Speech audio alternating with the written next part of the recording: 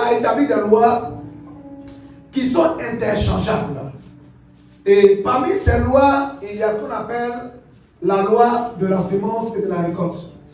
Et ces lois s'expriment parmi les offrandes prescrites par la parole de Dieu. Et il y a plusieurs formes de semences. Quand je parle de semences, je parle d'offrir à Dieu, je parle de donner au royaume du Seigneur, donner et contribuer à l'avancement du royaume.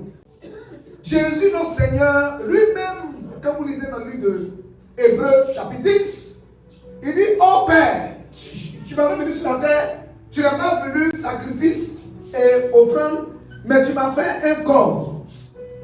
Donc Jésus était déjà sur la terre, mais lui, son sacrifice devait être un corps que Dieu voulait offrir pour le salut de l'humanité.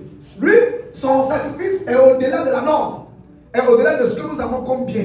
Lui, Dieu lui a donné un corps qu'il a habité, qu'il a offert en sacrifice en la personne de Jésus de Nazareth. Je voulais dire à quelqu'un, si Dieu lui-même, qui a tant aimé le monde, a donné son propre fils en sacrifice, qu'est-ce que nous avons, quel amour nous pouvons espérer à Dieu sans offrir à Dieu?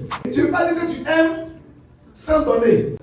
Et notre monde où nous allons, nous partons vers la fin des temps, et le chrétien doit comprendre ces principes-là au-delà même de toute compréhension.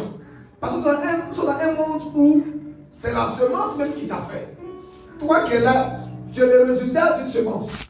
Papa et maman se sont entendus et tu es venu au monde par le pouvoir de la semence.